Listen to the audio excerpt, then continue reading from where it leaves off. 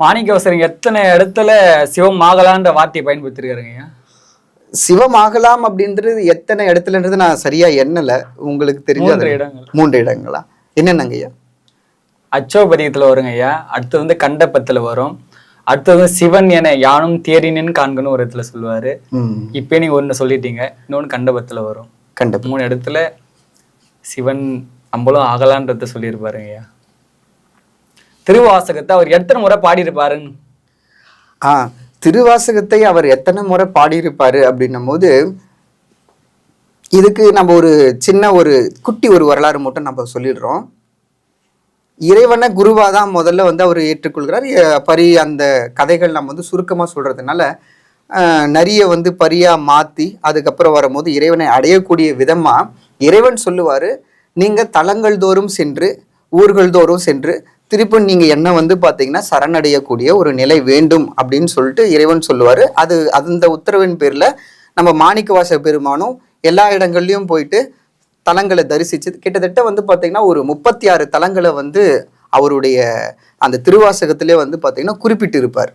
குறிப்பிட்ட தலங்கள்னு சொல்லிட்டு சொல்லும் போது, அப்போ அந்த தலங்கள் தோறும் தரிசித்து கொண்டு வரும்போது அவர் பாடின பாடல்கள் அப்படின்னும் போது அது ஒரு எண்ணிக்கையாகவும், அவரு தில்லையில சிற்றம்பலத்துல வந்து பாத்தீங்கன்னா அங்கு இருக்கக்கூடியவங்க இடத்துல இருந்து நம்ம நடராஜ பெருமான் அப்படின்னா நம்ம சிவபெருமான் என்னன்னு பண்றாருன்னா மொத்த திருவாசகத்தையும் ஒரு முறை நீங்க சொல்லுங்க அப்படின்னும் போது அது 2வது முறையாகவும், இப்படி நம்ம சொல்லும் போது நம்முடைய கணக்குக்கு எட்டியவாறு 2 முறை வந்து மாணிக்கவாசகர் திருவாசகத்தை சொல்லியிருக்கிறார். 2 முறை திருவாசகம் சொல்லியிருக்காரு. ஆமா. மற்ற திருவாசகருடைய பாடல்கள் உங்களுக்கு பிடித்த பாடல்கள்லாம் எது சொல்லுவீங்க? திருவாசகத்துல பாத்தீங்கன்னா ஆரம்பமே வந்து பாத்தீங்கன்னா சிவபுராணத்தை சொல்லியிருப்பாரு.